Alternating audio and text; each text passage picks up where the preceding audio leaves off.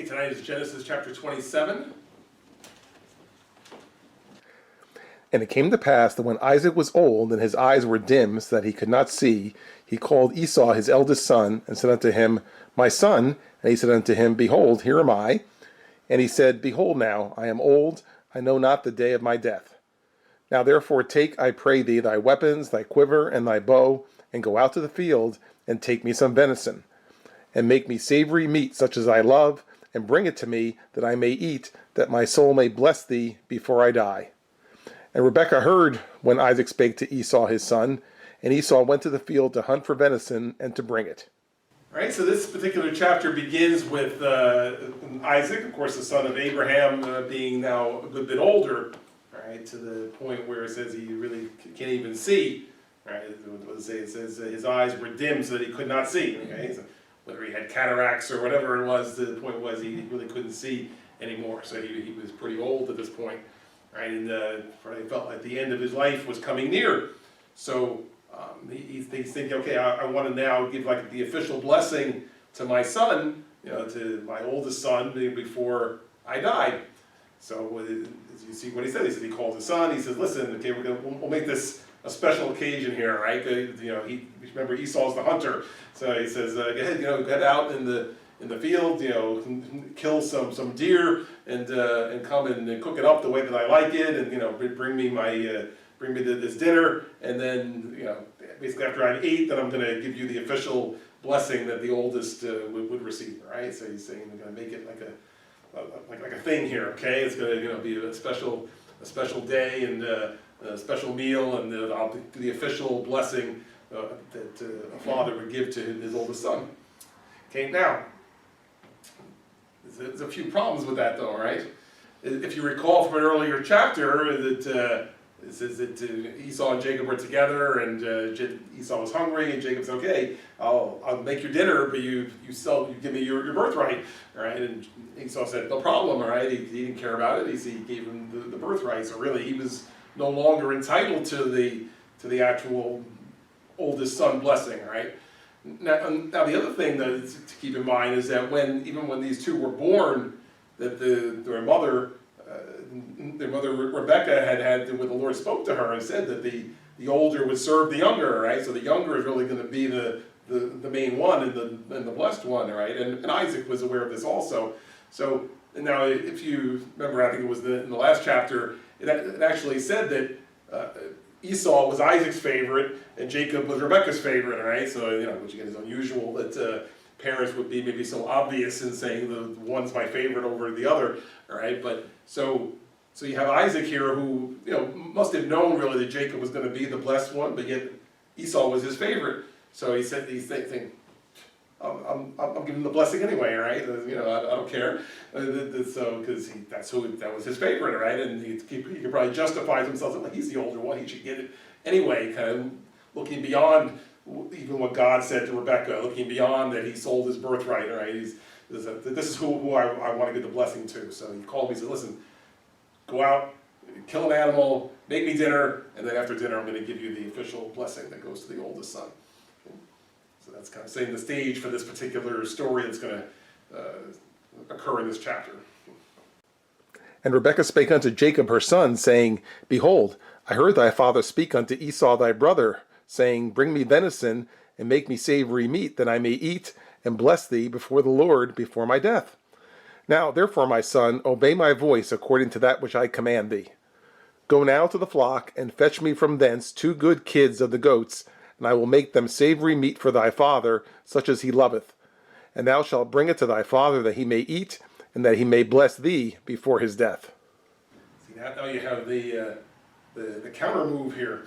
All right, okay, that Rebekah somehow overheard this plan. Okay, that Esau's going to go out and hunt and come back and make his father dinner and receive the blessing, and Rebekah said, "No, he shouldn't get the blessing, right?" And so I want, where Jacob should be the one getting the blessing. Now, again, she heard the voice of the Lord. She knew about the birthright. Also, he's her favorite, right? So it's like, no, I want to make sure you get the blessing. So you see what she said. They said, all right, you know what? go get me a couple of goats out of our pen here, and I'll make dinner out of them, and your father will never know the difference, basically. All right, he says I'll make it just like he loves, and we'll give him that, and he'll never know the difference. All right, he says you bring it to your father and give it to him to eat, and this way he'll give you the blessing. Right now, taking advantage of the fact that Isaac can't see. All right, so if someone brings in the meal and says, here you go, give me the blessing, all right, well, he can't see, all right, so he's not going to know who it is that's bringing it to him, all right, so that's the plot. Okay, we're going to take advantage of the fact he can't see and fake him out, so he gives the blessing to the wrong son. And Jacob said to Rebekah his mother, Behold, Esau my brother is a hairy man, and I am a smooth man. My father peradventure will feel me, and I shall seem to him as a deceiver, and I shall bring a curse upon me, and not a blessing. And his mother said unto him, Upon me be thy curse, my son, only obey my voice, and go fetch me them. And he went and fetched, and brought them to his mother, and his mother made savory meat, such as his father loved. Upon hearing the plan, Jacob said, yeah, my father can't see. He says, but he's still going to know, all right? Because, I mean, what if he touches me, all right? I mean, Esau, if you remember, is all hairy all over the place, all right? And I'm as smooth as can be. So as soon as he touches my skin and realizes he's touching skin and not hair, he's going to know that he's going to know it's me and not him, all right? That's what he says. Esau's a hairy man. I'm a smooth man. My father will feel me, and then I'm worse off because he's going to know that I'm fooling him, all right, and so he'll curse me instead of bless me, all right. So that's not a good thing. So this is not going to work, all right. So of course, then you see his mother's response. She says, if there's any curse, then it'll be on me because it's my plan, and that this is what I think should happen. So just do what I say, all right. Go get the goats, and I'm going to make the dinner, and we'll take it from there. And Rebekah took goodly raiment of her eldest son Esau, which were with her in the house, and put them upon Jacob her younger son. And she put the skins of the kids of the goats upon his hands, and upon the smooth of his neck. And she gave the savory meat and the bread which she had prepared into the hand of her son Jacob. See, Rebekah has thought this through, all right?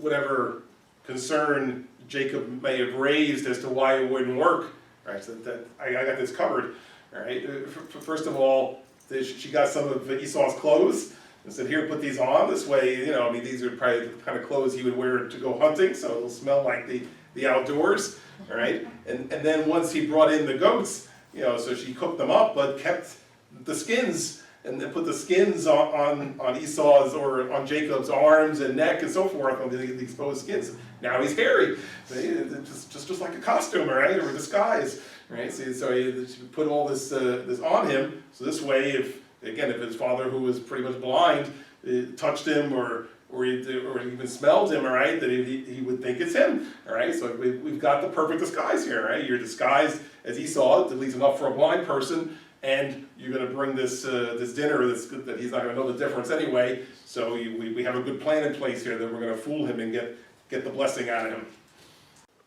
And he came unto his father and said, My father. And he said, Here am I. Who art thou, my son?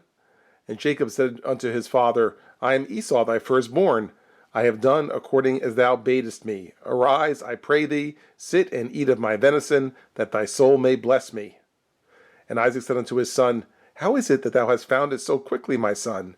And he said, Because the Lord thy God brought it to me. We have some statements here that are not entirely true, right? As you can see, all right? All right, so he comes in and it starts out innocent enough, said, hey Dad, there's my father, and so he says, here am I, who art thou, my son, all right, and so, if he hadn't asked who it was, maybe he wouldn't have had to lie so quickly, all right, but he said, who are you? And he says, I'm Esau, your firstborn, like, don't you recognize me? Look, I got the dinner that you asked me for. So how did you get it so fast?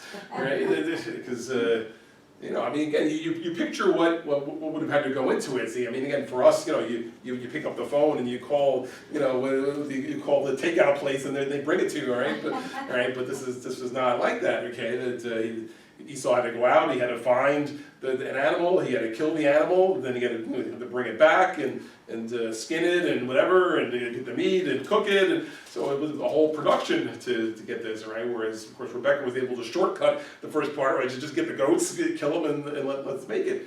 All right, so it was way too fast. So he was suspicious right away. How did you do this so fast? All right, and you see the answer, right? He says, God help me, right?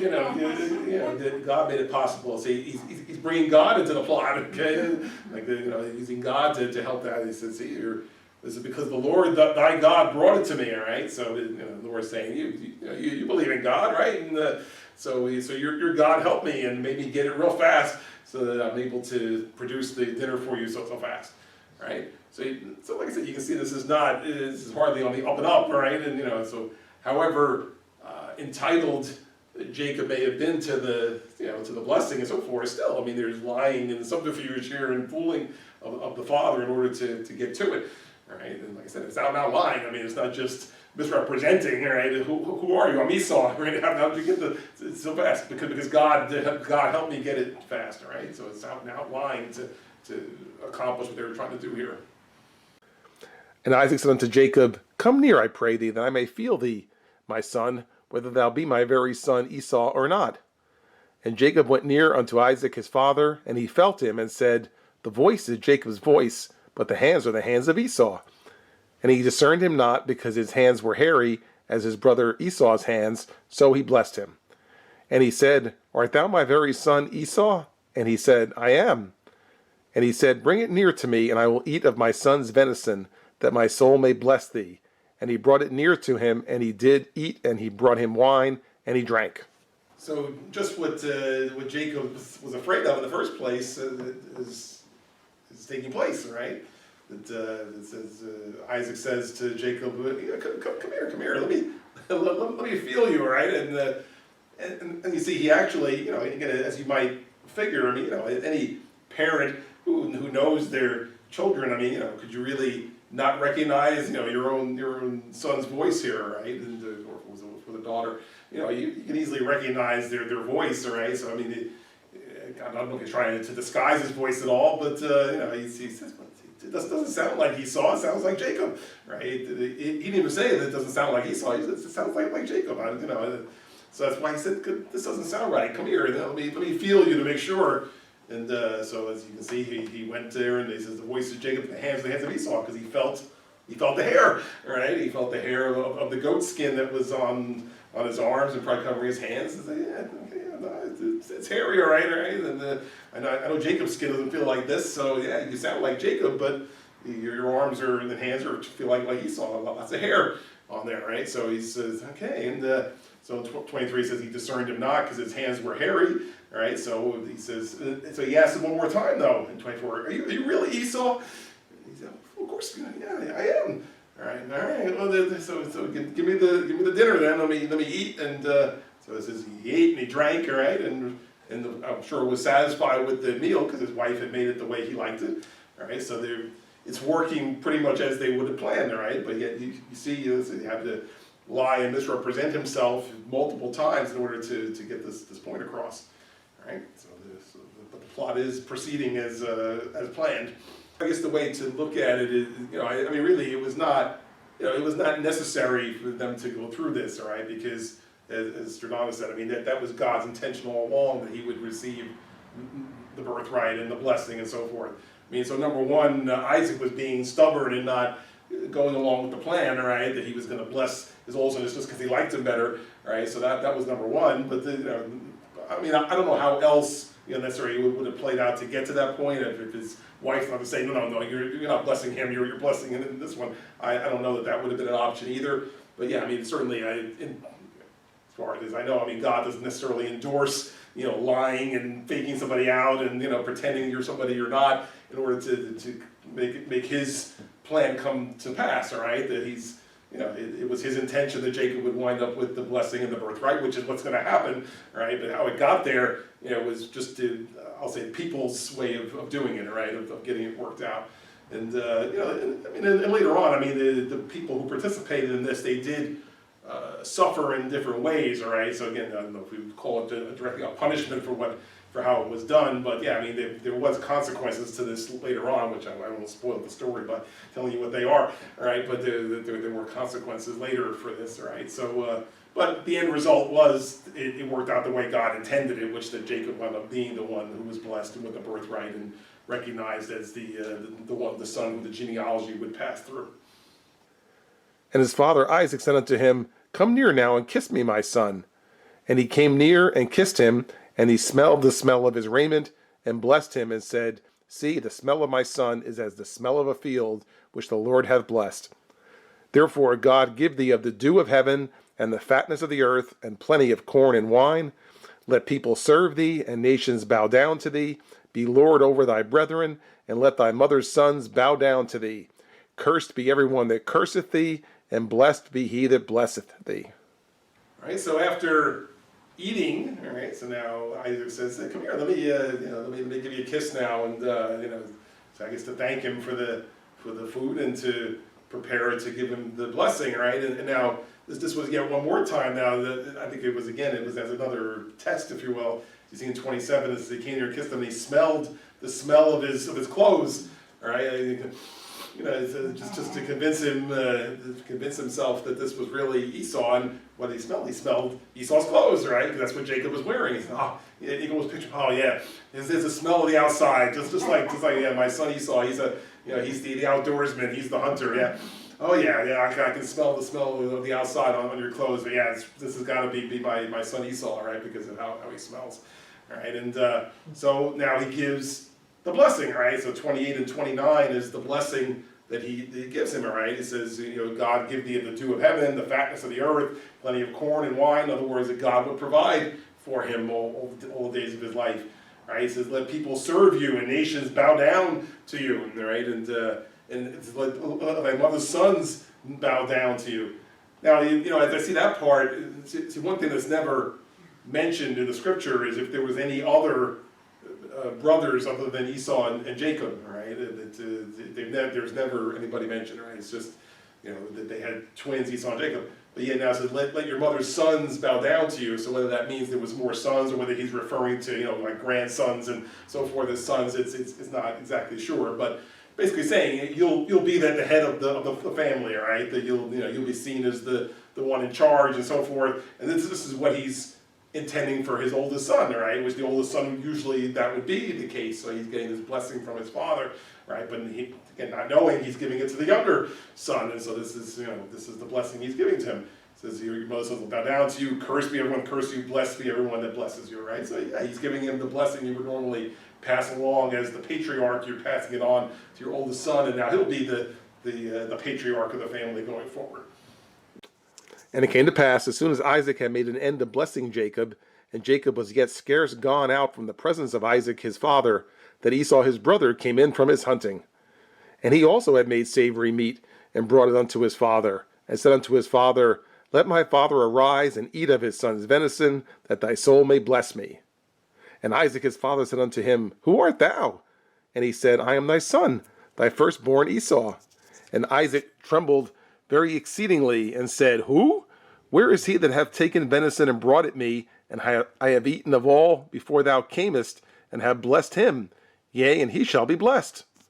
Now, it wouldn't be an exciting story if the next part didn't happen, all right? So here, after the whole episode, all right, where Jacob has fooled his father, he's given him dinner, he wore the clothes, the skins, God made him think he was Esau. He got the blessing, which was the goal in the first place. All right, so he says he was barely out of the tent and had left. Here comes Esau, of course. All right, and Esau, merrily coming on his way. He had gone out. He did the hunting. He killed the animal. He prepared the dinner. He's going, okay, here I am. And basically finished the errand that you gave me. I'm ready to give you dinner, and if you'll bless me.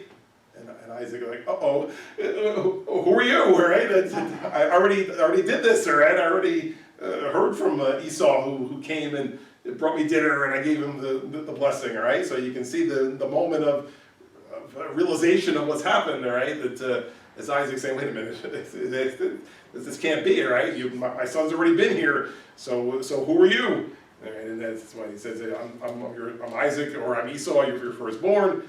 And Isaac says, who? He says, well then where's the guy that was just here with the dinner? All right, he came and I gave him the blessing. All right, so I've eaten all before you came, and then blessed him, and he's the one who's going to be blessed. All right, so whoever was here before is the one that got the blessing. All right, so I need to say Isaac is very upset because he thought he was giving it to his oldest son. Esau is coming in ready to receive it and with the dinner and realizing it's already been done. So it's the moment of realization of what's happened now, that he was fooled, he was hoodwinked, and now the fallout that's going to come from that.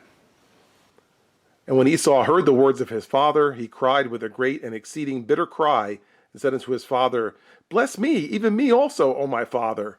And he said, Thy brother came with subtlety, and hath taken away thy blessing. And he said, Is not he rightly named Jacob? For he hath supplanted me these 2 times. He took away my birthright, and behold, now he hath taken away my blessing. And he said, Hast thou not reserved a blessing for me?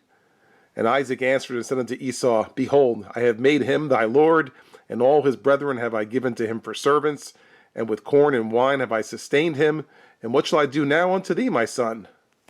They figured out right away who the culprit was, or and of course, as you remember, Isaac said it sounds like Jacob, so yeah, it was no mystery as to who had done this, right? And so that's why he says his father, his cry with a great bitter cry said, Esau said, bless me too, right? And but of course Isaac says, well, your brother came and fooled me, right? And he's taken away your blessing. I mean, obviously, it was a moment of great disappointment and so forth, all right? Yet I do point out that he wasn't supposed to do that, or he wasn't supposed to give the blessing to Esau, because that wasn't God's intention, right? So that's the only thing I would say, as a counter to that. But I mean, putting that aside, right? I mean, he was crushed, right? That this was a special day, right? I'm bringing in my oldest son. He's going to make me dinner. We're going to spend this time together. I'm going to give him the official blessing, and I'm sure it was that he was excited about this whole thing, and then realizing that somebody came and fooled him and took it away. Well, he's crushed, right? And of course, Esau too was expecting to get this blessing. See, and it's the kind of thing where see people of their word, or people at that time, the blessing was a very it was an official, valuable thing. So it wasn't just to say, well, just say the same thing to me. I mean, who cares what you said to him? I mean, you can see that today. Like if I spoke to one of my children and said, okay, God's going to bless you with this, right? Well, it doesn't mean I can't say the same thing to the next child, right? Or you could give the same blessing if you want to, right? But this was more of an official thing where he was basically pronouncing him as the heir to the family, right? And said he was going to be the new patriarch, and the whole family would look up to him and so forth. So you can't say the same thing to both, because now it doesn't mean anything then, right? It would be a confusion, and so you can't do that. So he said, it's too late. He says, I gave him the blessing, and even though it's just words, but yet the words mean something, right? See, like I said, today verbal stuff means nothing, right? So you say something and you say, oh, I didn't mean that, or forget I said that, or is there anything in writing here, right? Then it doesn't mean anything, okay? So like I say, today people's words don't mean anything, doesn't mean anything, but it meant something, right? He had said it, it was done, and so it's the same as if it was a written contract and signed and notarized and handed over to him. It was done. Okay, so that's why all the anguish here. It's like, how could this have happened? I gave the blessing to him, right? And so now you see Esau's reaction. He says, look, twice now he's done it to me, right? He took away the birthright, and now he's taken away my blessing, right? Now, of course, the birthright, as you remember, I mean, he readily gave it away. I mean, granted, I mean, Jacob was maybe a little slick in asking for it in exchange for a dinner, but it's like, well, he says, here, take it. I don't care. So he, like I said, he gave it away readily, but yet, he said, look, he took away my birthright, took away my blessing. What kind of brother is this, all right? He's taking away everything that should have rightly been mine. Okay, and but now it's the next one. Well, hey, Dad, I mean, don't you have any kind of blessing for me? All right, I'm still your son. I mean, can't you give me some kind of a blessing?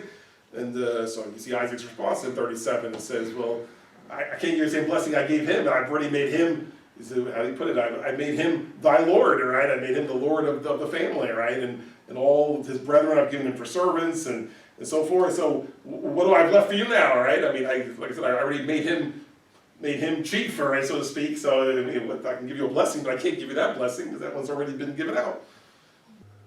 And Esau said unto his father, Hast thou but one blessing, my father? Bless me, even me also, O my father. And Esau lifted up his voice and wept. And Isaac his father answered and said unto him, Behold, thy dwelling shall be the fatness of the earth, and of the dew of heaven from above. And by thy sword shalt thou live, and shalt serve thy brother. And it shall come to pass, when thou shalt have the dominion, that thou shalt break his yoke from off thy neck.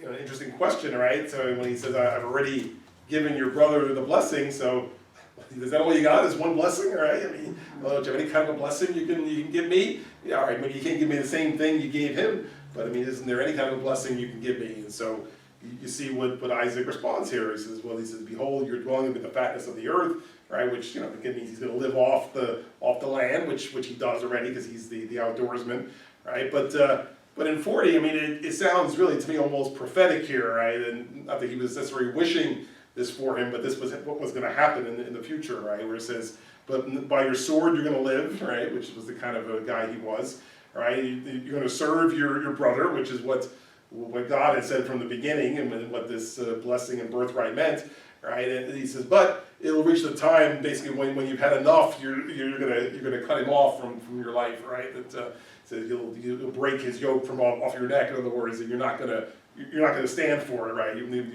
So he's basically you're never gonna have a relationship, right? Because you're not gonna put up with him having dominion over you, right? So it's, again, I think in knowing him and so forth, that's the kind of blessing he gave him, right? So yeah, you're never going to be the top dog, but you're not going to put up with your brother being the top dog either. So yeah, you're going to separate at some point in time. And Esau hated Jacob because of the blessing wherewith his father blessed him. And Esau said in his heart, The days of mourning for my father are at hand. Then will I slay my brother Jacob. And these words of Esau, her elder son, were told to Rebekah, as she sent and called Jacob her younger son, and said unto him, Behold, thy brother Esau, as touching thee, doth comfort himself, purposing to kill thee. Now therefore, my son, obey my voice, and arise, flee thou to Laban my brother to Haran, and tarry with him a few days, until thy brother's fury turn away, until thy brother's anger turn away from thee, and he forget that which thou hast done to him. Then I will send and fetch thee from thence. Why should I be deprived also of you both in one day? And Rebekah said to Isaac, I am weary of my life because of the daughters of Heth. If Jacob take a wife of the daughters of Heth, such as these which are of the daughters of the land, what good shall my life do me? Right, so you see, it says Esau's reaction was, and Esau hated Jacob for what he had done, right? So he says, I want to kill him. Right? Now he doesn't want to hurt his father necessarily, so he says, well, my father's pretty old, he's probably not going to live too much longer anyway. So when he's gone, I'm going to kill my brother, right? I'm going to kill him, right? But he's going to wait till his father dies first, so that's his plan, right? He says, as soon as my father dies, days of mourning are done, Jacob's done, all right? I'm going to kill him, and then I'll be back as the head guy, if you will, because my brother will be gone, and plus I'll be avenged for what he's done for me, right? So that's what he's done to me. So that's his plan, right? Somehow Rebekah hears about this, right? And he must have said it to somebody who went and told Rebekah, what he said, right? And so she was warned as to what's happening. So she said, listen, Jacob, maybe it'd be better if you get away for a little while, right? Get away until your brother calms down. So she says, well, why don't you take a little trip, all right? Go stay with my brother for a little while. I mean, she refers to it as a few days, all right? But obviously, for the length of the trip, it's going to be more than just a few days, all right? So go stay with my brother until your brother's anger is turned away from you, all right? Because otherwise, if you stay here, so she said, well, why should I be deprived of, as she put it, deprived of also of you both in one day, right? With this, so that, I mean, he would kill his brother, right? Her husband is about to die. I mean, I don't know what they do to somebody. I mean, if Esau killed his brother, I mean, maybe there was a penalty. Maybe he would have to be put to death. Right? I'm not even sure. But in other words, I can't let this happen, right? So you got to get away, right, until your brother calms down, right? And if you remember, of course, here her brother is Laban, right, as we had mentioned, right, that, Bethuel was her father, and Rebecca, Laban is her brother, right, who lives back in the old country, so he says, yeah, why don't you go back to the old country and, just stay with my brother, your uncle, for a little while until this blows over, okay, and now, as she prepares to send him away, though, see, then in 46 is what she's telling Isaac is going to happen, right? Because she's telling him that Jacob is going to leave for a little while, right? So she says, I'm weary of my life that Esau has married these women, it says, which the daughters of Heth, all right, which again were the ungodly girls, all right? So she says, I'm sure they really had no relationship, so she said, I really don't like this, so I would hate to think that Jacob would also marry amongst this group, so that's why she's saying, you know what, I'm going to send him back to the old country and let him find a wife there, all right? So that's what she's telling Isaac, all right? And maybe she's not really telling him that he's running for his life because his brother's about to kill him, so she just says he's going to leave for a while and go off to my brother, and this way he can find a wife there instead of having to get a wife from here. Right, so that's the story that she's giving him, all right? So she says, if I wind up with him marrying one of them, he says, what good shall my life do me, all right? It's bad enough with Esau being married here, but to have him too, which is it's not going to work out, so we need him to go and find a wife over there. Now, the last thing I'll point out is that, as it turns out, when he leaves, he actually never came back, all right, while Rebecca was still alive, all right? So actually, remember I said there was some consequences that fall out of this, all right? So basically, when she sends him away, she'll never see him again, right? Because he never comes back while she's still alive. He's away for a long time, right? Because Esau, it wasn't just a few days that he was angry; it was many, many years, right? So that it was a long time before he would have seen any of his family again. So that was one of the fallouts of this, is he went away to save his life and never came back. Okay, but as you see the things in this chapter, we said there were different things that happened, which there was consequences to them, right? There was things that were affected as a result, that he had to run away because of the whole thing that they did, right? Fooling the father, taking away the birthright, the blessing, right? So he had to run away, and so that affected even their family dynamic. Obviously, he's not going to have a relationship with his brother, right? Like I said, he's going to be separated from his parents and until after they're gone. So there were things that happened as a result of this. But even though the end result was, as we said, him receiving the blessing was God's intention in the first place. So sometimes things work out in a certain way, and you say, well, all right, well, God wanted it to be this way. Did God want you to do it that way? Not necessarily, all right, but the end result was, he received the blessing and the birthright, which is what God intended, but the way they did it was more of a human way, so they had to deal with some consequences as a result of that.